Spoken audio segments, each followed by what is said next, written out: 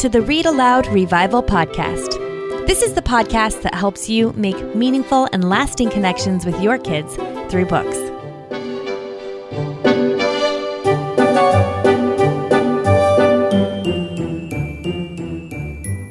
Nancy Carpentier Brown is the wife of artist Michael Brown and the mother of two daughters. She first discovered the work of G.K. Chesterton in college, and as she read biographies of him, she became interested in the life of his wife, Frances. She said she recognized in Frances a kindred spirit, and her interest has made her a leading expert on Frances and indeed the Chestertons. She's a much requested speaker on the Chestertons and the author of numerous works, including the Father Brown Reader 1 and 2, which you've probably heard me recommend at the Read-Aloud Revival before, a newer book called The Chestertons and the Golden Key, and another new one on Frances called The Woman Who Was Chesterton, which is, of course, all about Gilbert's wife. My own adult life has been shaped in a big way by the work of G.K. Chesterton. I found his work in my 30s, believe it or not, and haven't been quite the same since. So I am so pleased to be joined by Nancy Carpentier Brown today to talk about the Chestertons and how we can introduce our kids to their work. So Nancy, thank you so much for joining me on the Read-Aloud Revival.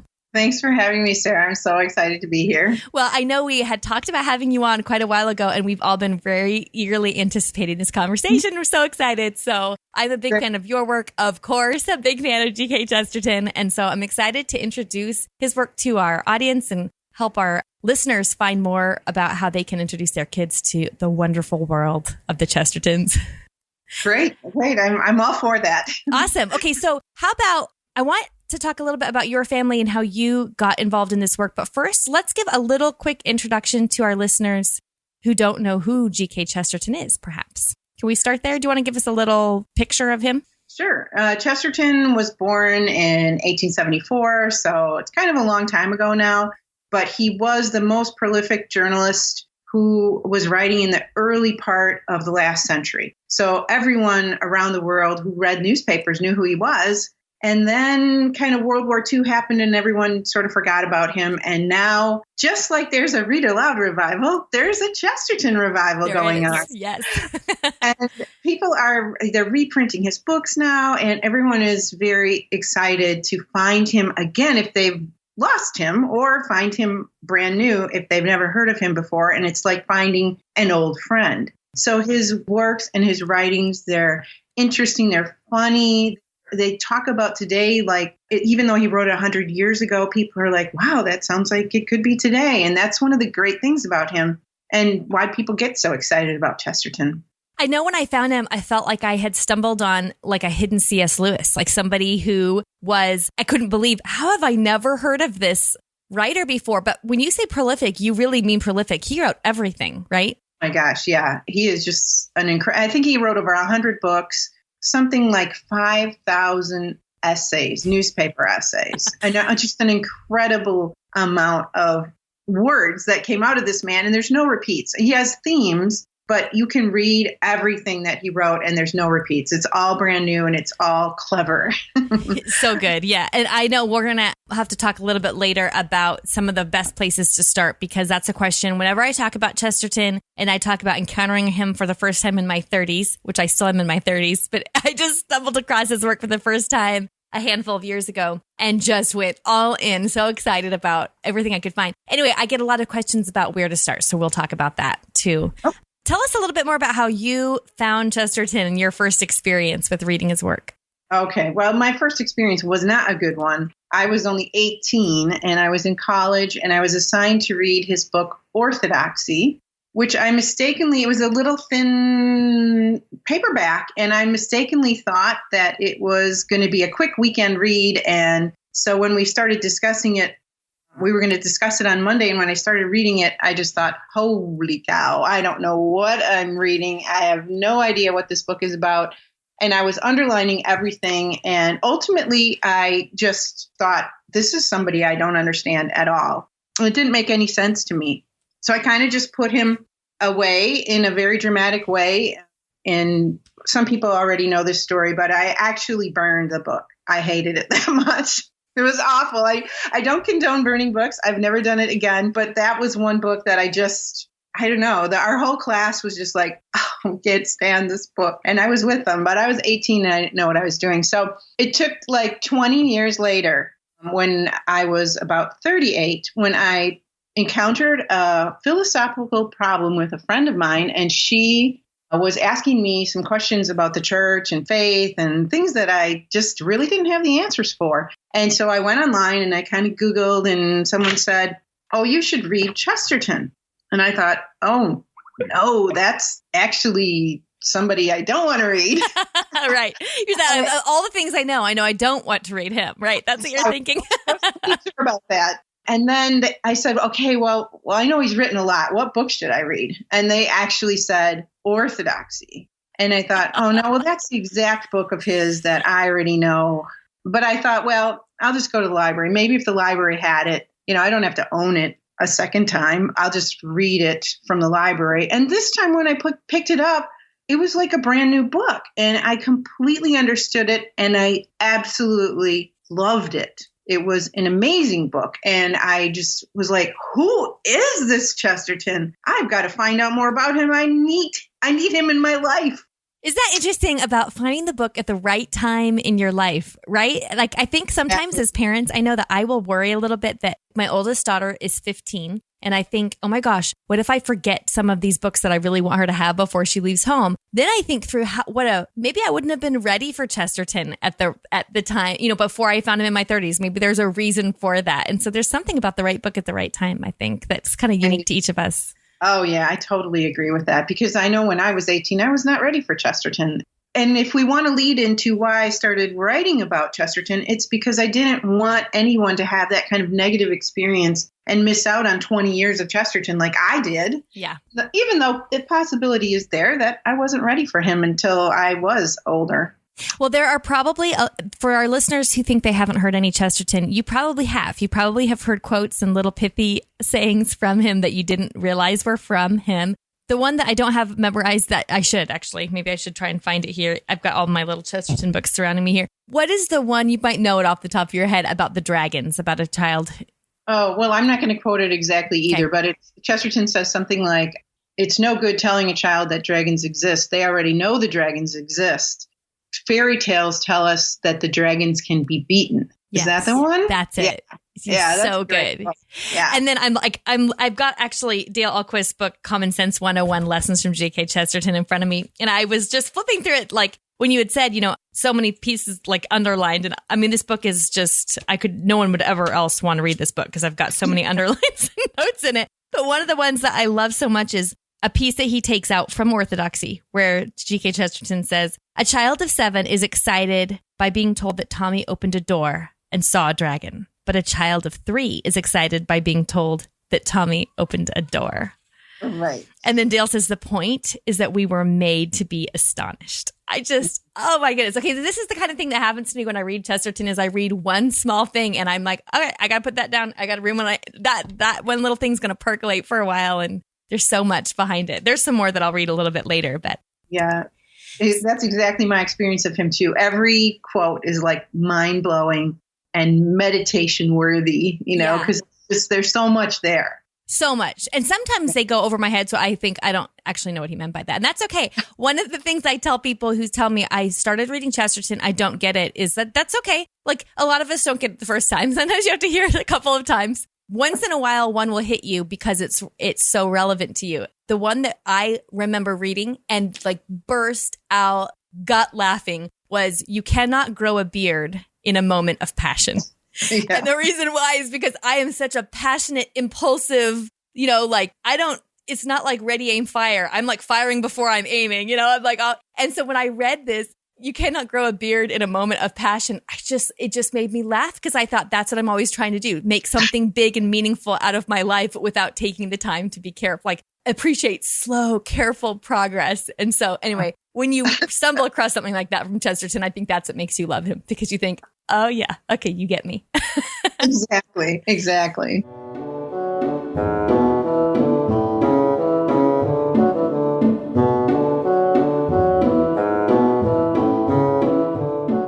Okay, so you wrote the Father Brown Readers 1 and 2, which are, this is actually where I usually tell people to start. I'll be curious to hear what you say. to people who are just starting with Chesterton, I oftentimes say start with one of his murder mysteries because they're so fun to read. And you don't feel like you have to be looking for these life-changing nuggets. You can just enjoy a good story. And then you get to the end and you realize, oh, wow, there was like a life-changing nugget in there. Wow, how did he do that? But you rewrote these for children. So tell me why you decided to do that. Well, when I discovered Chesterton, my oldest daughter was 10. No, actually, she was 8. I'm going to go back. She was 8. And she was a really good reader. And as soon as I rediscovered Chesterton, I wanted her to have some kind of experience with Chesterton, some positive. And I knew that the murder mysteries she liked mysteries. She had read tons of mysteries already. And I thought, oh, great. We got Father Brown mysteries now that we can go through. And this is going to be fun. And so I got her the very first, it's called The Innocence of Father Brown. It's the first 10 Father Brown mysteries, all in one book. And I gave it to her and she didn't read it. And I came back to her and I was like, well, what's the matter with this book? And she's like, well, the vocabulary is kind of a little over my head. And I was like, no way, you have a big vocabulary. You're going to be fine with that. Don't worry about it. And no, she's like, no, really, Mom, I'm not. And I said, okay, well, that's no problem. I'll just read it out loud to you. So we started out and I started reading it out loud. And I don't know if you've ever done that with Father Brown, but the vocabulary is really, really tough. Even for me, and I was like, wait a minute, there's words in here. We were looking stuff up and it was stopping the fun of the mystery. And I said, you know what? You're right. This is really tough. And it just really bothered me then that I couldn't share that with her. But the very next thing that happened was we had gone to a library in a different town and we were in the children's section and we were just exploring because it's a different library. And I found this book on the shelf and it was Sherlock Holmes for kids. And it was an adapted version of some of the mysteries that I knew, but I could read, and I read them out loud to my daughter. And I was like, oh my gosh, this is exactly what someone needs to do with Father Brown. And I wonder how long I'll have to wait for that to happen. And then I was like, well, gee, maybe I could do that. And I was homeschooling my kids at the time, and I wondered how I was going to do that. But I was taking them to art lessons. So for like 2 hours, twice a week, they were taking art lessons. And I thought during that speck of time, I'm going to start working on this. I'm going to see if I can do it. And that's how the Father Brown Reader 1 actually happened. I remember when I realized I found that reader and I realized I had been newly introduced to G.K. Chesterton. I was reading him voraciously and my kids saw this. And then I got this reader and I think they were all kind of like, oh, great. Mom's going to foist this new obsession of hers onto us.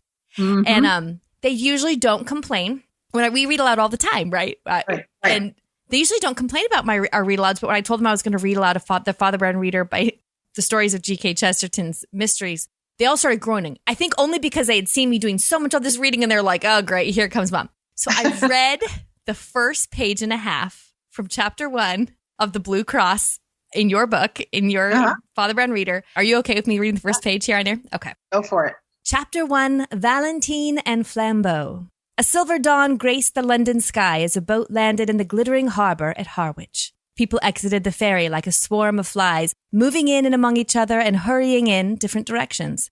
Among the confusion was a man who easily could have gone unnoticed, and he certainly wished to be inconspicuous. There was nothing special about him, except, perhaps, the serious look on his face, which was at odds with his holiday clothing, a pale grey jacket and a silver straw hat.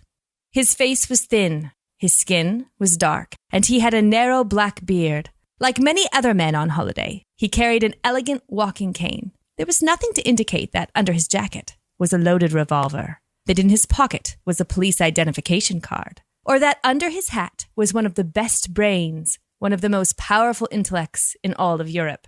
This was Valentine himself, the head of the Paris police, the most famous investigator in the world. He had just arrived in London to make the greatest arrest of the century.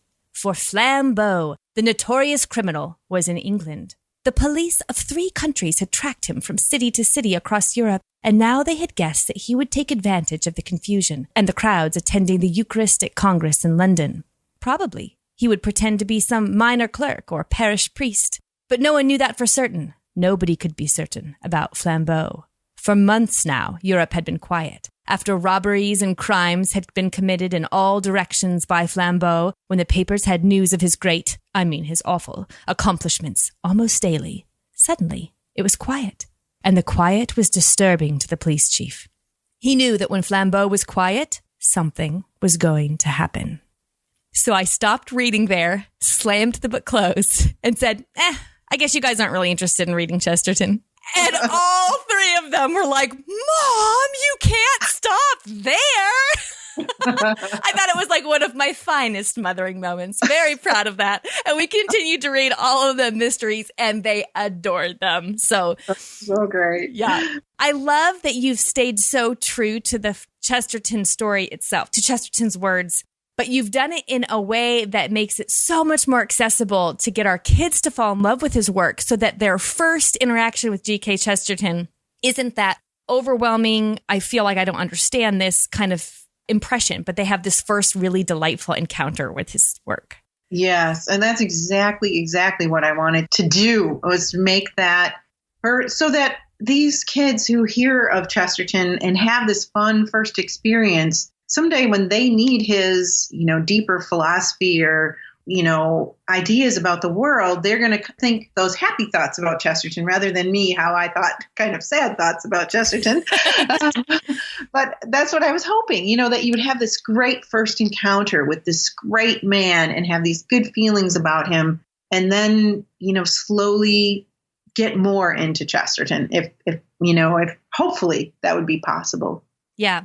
Now, is that where you would recommend? That's usually where I tell people to start with their kids, is to start with Father Brown Reader 1. Is that where you tell people to start as well? Yep, definitely. That's the easiest. Well, and my newer book about the Chestertons and the Golden Key, that's about the Chestertons. But if you want to actually read kind of Chesterton's work, I think the Father Brown Readers are the great place to start. Yes, and the Chestertons and the Golden Key. So for those of you listening, now you co-wrote that with Regina Doman, is that right?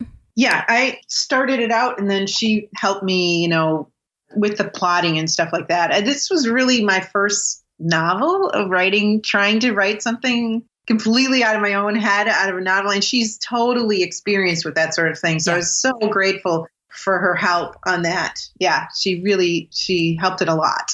Now, if that name sounds familiar to those of you listening, Regina Doman did an author access event for the teens in our Read-Aloud Revival membership, where she came on and talked about her fairy tales retold, which are easily my favorite books to recommend for teens. They're so good. And she runs Chesterton Press. Yes. Okay. Mm-hmm. Thought I got that name wrong for a second. Chesterton Press. And we'll put a link to that in the show notes so you can find that work as well. And the Chestertons and the Golden Key is a biography, right? Well, it's actually a mini story about the Chestertons and how they find this family that is living down the street from them and become friends with them. So there's definitely some biographical information in there, and it's a true story. They actually did meet this family. So it's based on that, but then it's fictionalized. So it's more of a story of that was another thing why I wanted to do that, was because I wanted kids to know Gilbert and Frances as people, not just know about them. So were they sweet? Were they kind? Were they nice neighbors? What would happen if you got to know them if you were a child living next door to them? So that was really the reason why I wrote the Chestertons and the Golden Key. And if you're a parent who is a fan of Chesterton and you're reading that one aloud to your kids, you will laugh when you find things like the quote about the cheese, which I'm not going to spoil for anyone listening. But I know as somebody who really appreciates Chesterton's work, little pieces like that in the book just really just made me smile, and I loved it. It was so much fun. We'll have links, of course, to all of the Father Brown Readers and to Chesterton's and the Golden Key and Nancy's books, as well as the work of Dale Ahlquist and the Chesterton Society, American Chesterton Society, in the links to the show notes. Actually, maybe that's a good place for us to go next. So there is something of a Chesterton revival happening, especially in the States right now. And so do you want to talk a little bit about your work with the Chesterton Society? Sure. The American Chesterton Society exists to try to promote and get people excited about the works of G.K. Chesterton. And we've been around for about 30 years.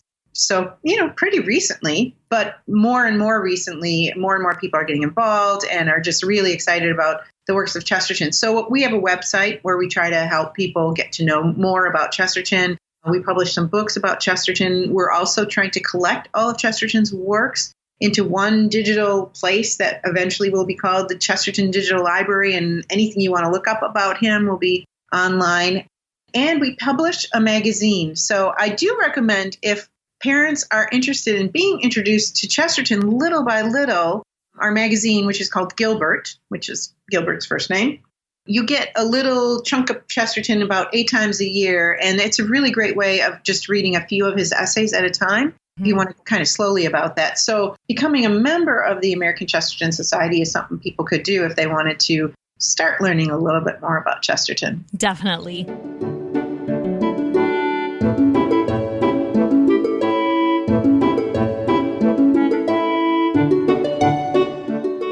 Speaking of his essays, do you have a favorite selection of his essays yourself? I'm curious.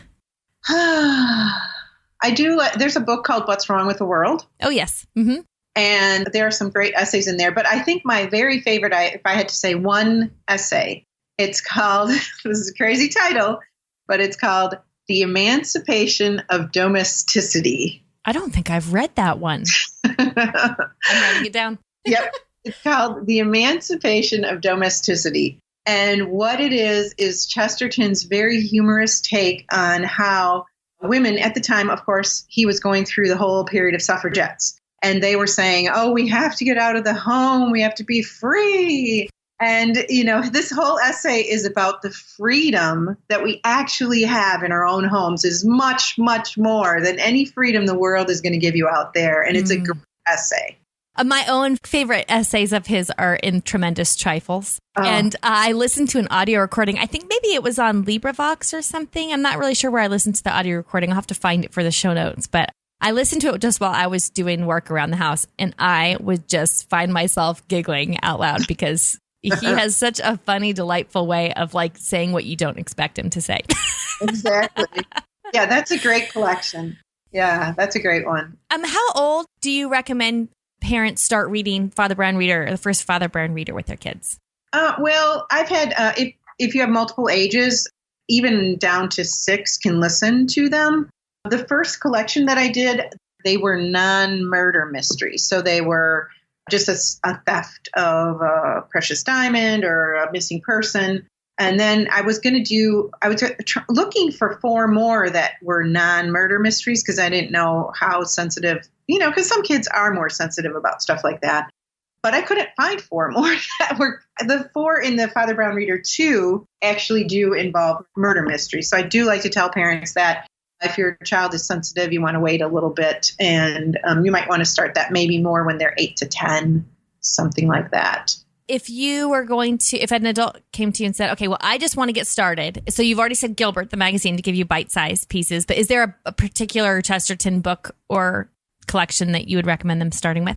Sometimes it depends on the person. If people do like fiction, I do recommend the Father Brown Readers. We actually have a reading plan on our website, on the American Chesterton Society website, which is chesterton.org, if you're looking that up, and then look under reading plan. But usually if people need a step, kind of a segue into Chesterton, they're not quite sure, Dale Ahlquist's books are excellent places to start. He has 2. One is called The Apostle of Common Sense, and the other one is the one you mentioned before, Common Sense 101. Oh, you have them both. Yeah, great.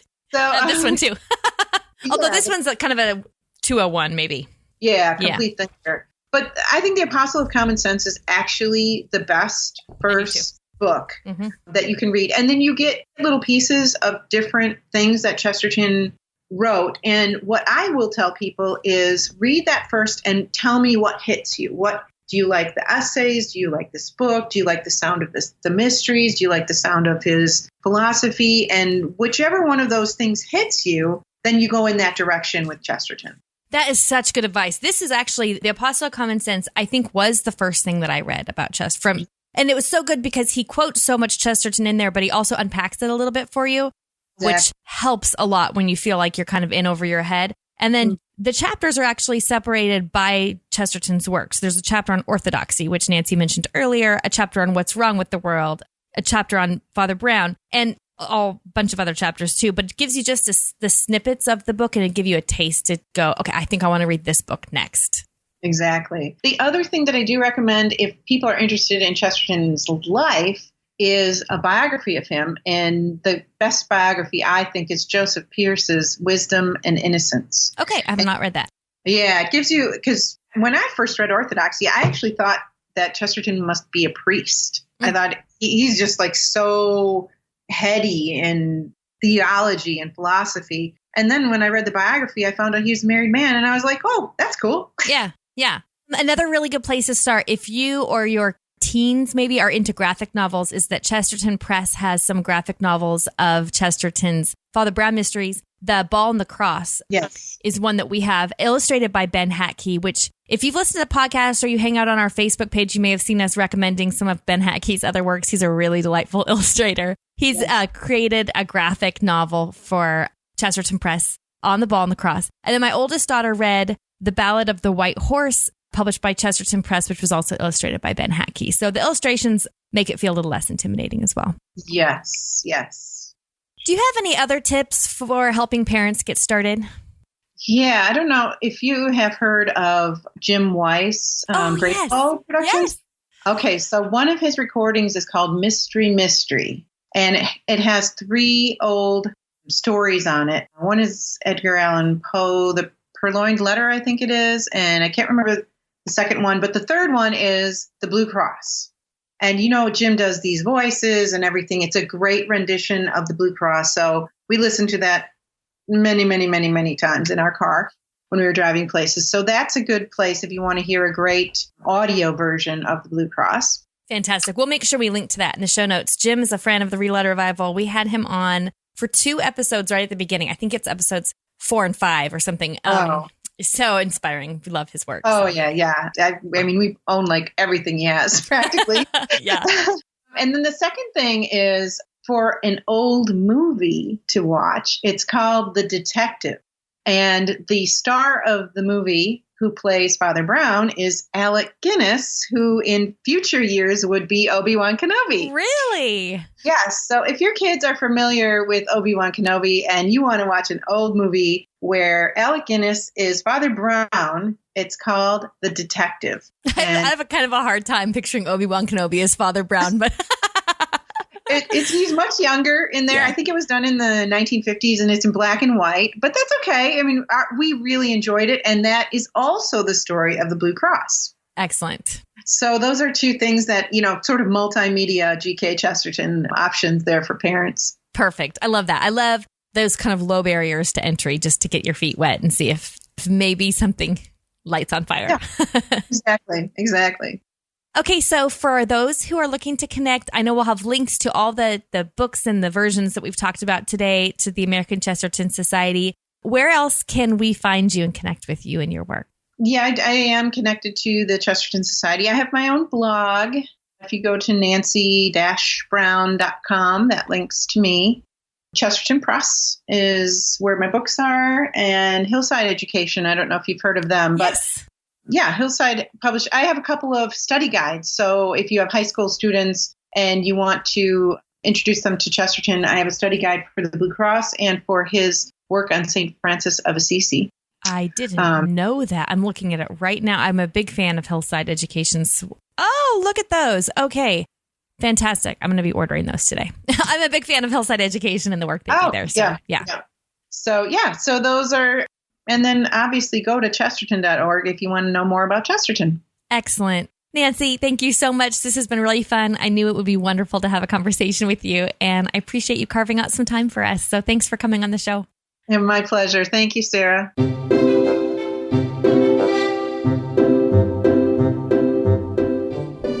Now it's time for Let the Kids Speak.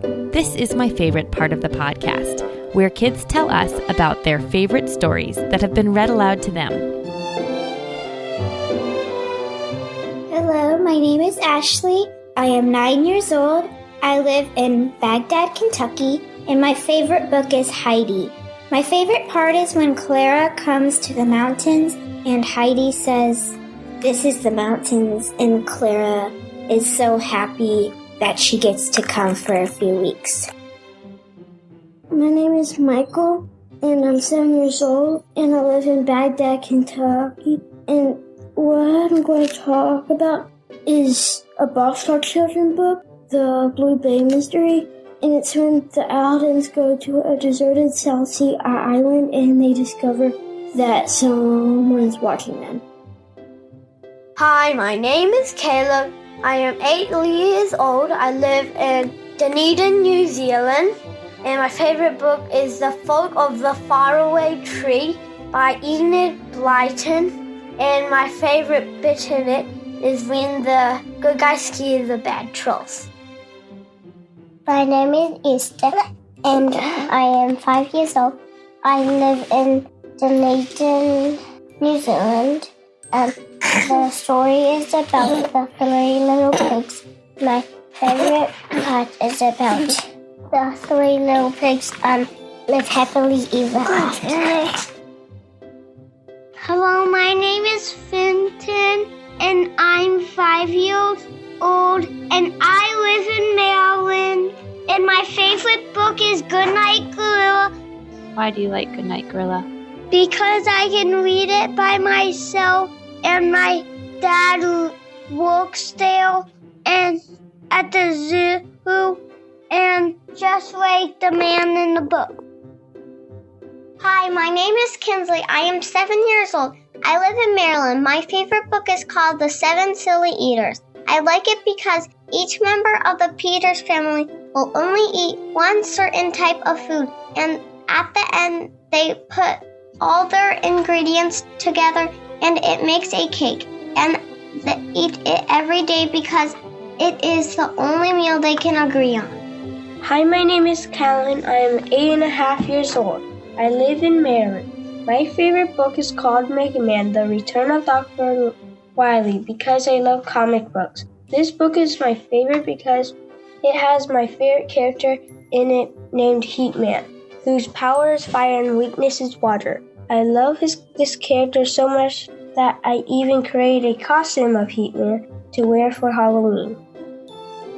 Hello, my name is Zeke. I'm 13 years old and live in California, and one of my favorite books is 20,000 Leagues Under the Sea, and my favorite part is when they are at Atlantis.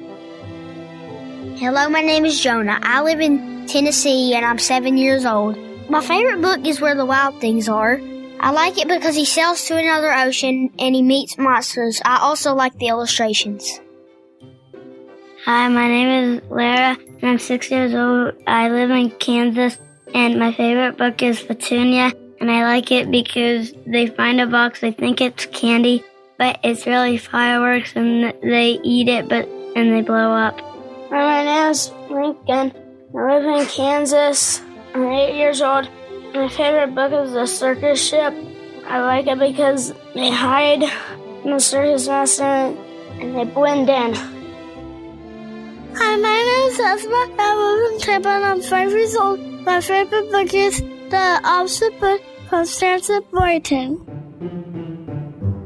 Thank you, kids. Oh man, I especially love hearing from teens. So a special thanks to Zeke for calling in. And I'd love to hear from you too. So head to readaloudrevival.com. If you haven't already left a message for our Let the Kids Speak portion of the podcast, would you believe that we have featured over 400 kids recommendations on the Read Aloud Revival podcast? True story, over 400. And we want to hear from you too. So head to readaloudrevival.com, scroll to the bottom of the page, and you can leave a message for us there. We air absolutely every message that we receive in the order we receive it in. We would love to feature your child on the podcast as well. And if you're a teen, oh my goodness, please leave us a message. We love to hear the books that you're loving. Other teens who are listening to the podcast, they love to get your book recommendations and really enjoy hearing about the books that you're enjoying most. So we really appreciate you taking a few minutes to call in. Hey parents, you can also leave a message for us with any questions that you'd like us to try to answer on a future episode of the Read Aloud Revival podcast. Just head to readaloudrevival.com. You can also scroll to the bottom of the page and you'll find out how there. Those questions are going to make for some fun podcast episodes coming soon here at the RAR. So would love to get your messages there so we can answer as many of them as possible. If you haven't had a chance to visit the Read-Aloud Revival shop yet, come on over and take a peek. As you know, we are super committed here at the Read-Aloud Revival to keeping this podcast ad-free and sponsor-free. Part of the way we do that is by you, the listeners, supporting the podcast by visiting the Read-Aloud Revival shop. We have beautiful hand-thrown pottery mugs made in the USA, awesome, really durable, and our fan favorite book bags in lime green and turquoise. We've got t-shirts in a variety of sizes and more. So go ahead and check that out. That's at rarstore.com. I'll be back in 2 weeks with another episode of the podcast. Really excited to introduce you to Laura Martin, who's one of my new favorite authors. I think you're going to love her. We'll be back in 2 weeks with that episode. Until then, I hope you go make meaningful and lasting connections with your kids through books. Thanks for listening.